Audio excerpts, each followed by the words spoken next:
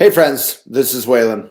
So every Friday, unless I'm traveling, and I was traveling last Friday, I do a mindful tips video. So here's my belated three mindful tips. And I try to pick things that are helpful, surprising, specific.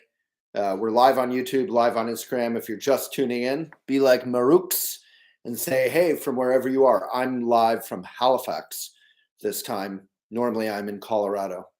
So, hey to Spain, we got anyone else from anywhere?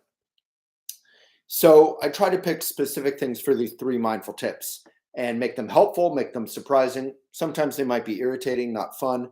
Sometimes they might be fun, not at all irritating. We're just trying to make them a real contribution. So, here we go. I am visiting my mom. So, the three mindful tips this week are sort of inspired by her in honor of her and the visit here. So here we go. And this is probably going to be pretty quick. So the first one is I'm in Halifax where the snow and the ice and the cold is for real, at least while I'm here. I think it was warmer before I got here, but it's become a real winter. And I have never seen a town like Halifax spread so much salt everywhere. It's like salt soup out there. And it's for a very good reason, obviously, so people don't fall, they don't slip, they don't hurt themselves. It's for traction, it's for cars. So this is more for personal advice instead of municipalities, because municipalities kind of got to do what they got to do. But for us, salt is really super painful on sidewalks for dogs' feet, and it kills or hurts trees and gardens. So if you can use anything else, a lot of other provinces in Canada apparently use sand. Try to use something else. Try to shovel. Less salt, more happiness. But again, on a large scale, I get it. It is what it is. But on a small scale, less salt would be great. It also comes from somewhere. Sometimes it can be an eco source.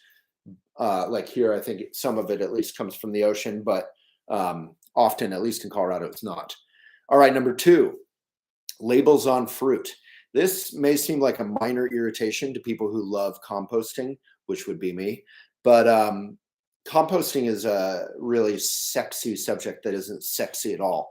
Basically, like 80% of all trash is compostable, and yet probably 99% of that 80% doesn't get composted. So our landfills create methane, pollution, climate crisis. They're disgusting. All this stuff, when compost, just becomes really good earth. All of you who buy bags of compost in plastic that's been shipped all over at our local hardware stores know how worthwhile it is. You're paying good money for it. So you can actually make good compost. Even if you're not gardening, you can actually care about composting, keep it separate from the plastic.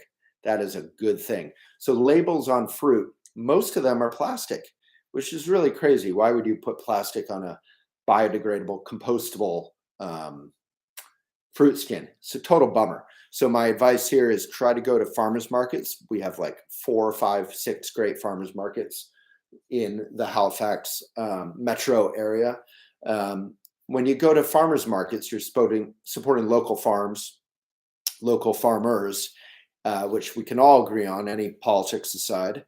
And you're not getting labels usually. All right. Number three, my mom's tip is, so we all get tons of mail, junk mail. She, even better than recycling, is reusing, right? A lot of times things don't get recycled or can't be. A lot of the glossy stuff can't be recycled. So she cuts up stuff up, uses it for notes. So if any of you ever buy notepads, any of you buy notepads, did I just say that? Like little journals, you can cut up your the envelope paper and use that instead. My mom has a little cute pile. She uses it for art. She uses it for notes. She uses it sometimes for letters. That's beautiful. It's a small thing, but I know I'm going to do that when I go home. And then a bonus number 4 is I just went for a lovely walk with my friends Kyle and Laura, his partner, and their new little puppy, cutest puppy ever. You can see him on my stories on Instagram.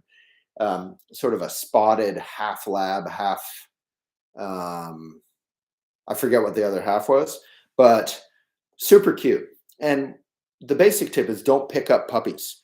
Obviously, you pick them up. Sometimes it's fine. It's cute. You need to move them, whatever. You pick them up. We don't have to be uptight. But generally, people love to walk around with their cute little puppies. The puppy is not your baby. Puppy needs to smell things. It needs to be a little scared when it encounters other dogs. And like any child can get through that nervousness. That's how we, as adults, get to fearlessness. We experience fear. We get through it. We can experience true fearlessness, which is a relaxing, brave, vulnerable thing. So puppies need to smell stuff. They need socialization and they need exercise, not just to be held. Big love. Hope that was vaguely interesting. It is to me. I might be talking to an audience of one. If not, give me some hearts, give me a like, give me a share, and we'll keep these 3 mindful tips every Friday. We'll keep them going.